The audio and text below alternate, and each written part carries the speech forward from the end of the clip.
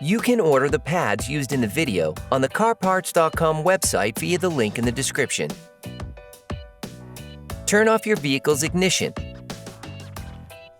Set the parking brake. Pull the hood release handle and open the hood.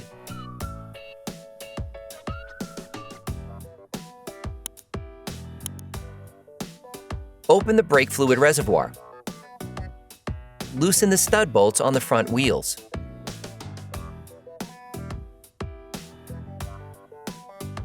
Lift the front of your vehicle.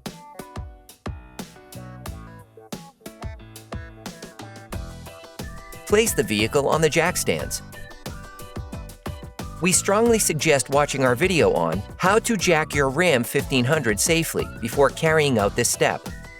In order to change the brake pads on your vehicle, you will need to take off the wheels to have full access. Don't forget to put the wheels under the vehicle. Turn the brake disc inward to make this operation easier. Insert a flathead screwdriver into the opening of the brake caliper. Lift it off using the screwdriver as a lever by pulling it towards you. This will cause the pistons to retract slightly so that the caliper can be removed more easily for the next steps.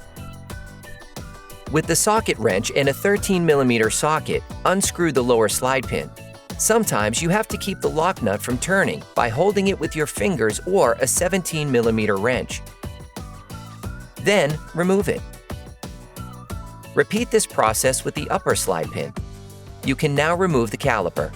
You can attach it to the upper control arm with a clamp or a wire.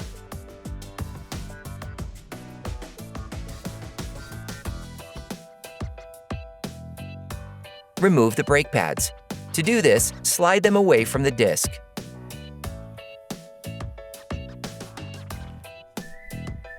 Hey, it's Alex from CarParts.com. If you enjoyed this video and want to support us, like, comment, and subscribe. Okay, back to work. Using a wire brush, clean the caliper mount to remove any excess rust that could prevent the pads from sliding. Depending on the state of corrosion, we even recommend using a file to restore the original shape. You need to check the sliding of the brake caliper slide pins and the condition of the caliper slide pin boots. If they look worn, you are advised to replace them with new ones. You can order the pads kit used in the video on the CarParts.com website via the link in the description. Grab the new pads. Place the new anti-rattle clips on the pads.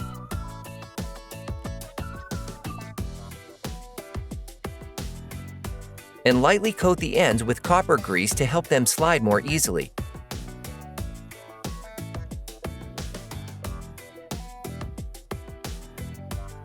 Insert the new pads into the caliper mount by sliding them in.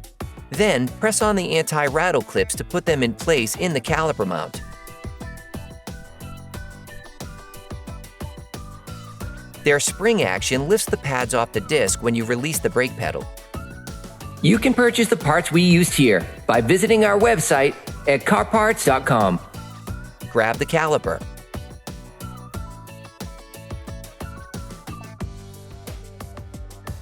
Place a used pad in the caliper. Then, using a clamp or brake windback tool, press the pistons into the caliper.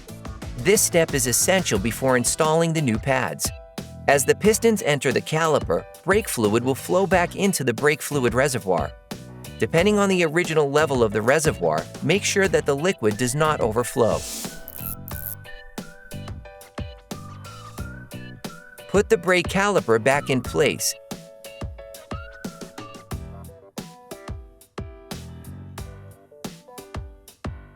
And screw in the slide pins by hand at first.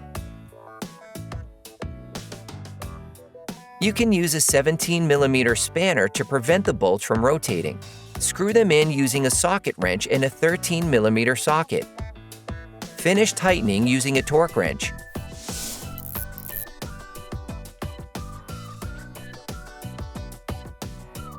Clean both sides of the disc with brake cleaner and a cloth to remove the grease from the new pads. You can now repeat the same process on the other side. Then, you will be able to put the wheels back on your vehicle. Put the car back on the ground and block the wheels properly. Don't forget to screw the brake fluid cap back on before starting the car. Attention! Before using your vehicle again, start your car and pump the brake pedal a few times to push the brake pads together again. Try to drive smoothly and avoid sudden braking for the first 30 miles or so to avoid glazing the new pads. Operation complete.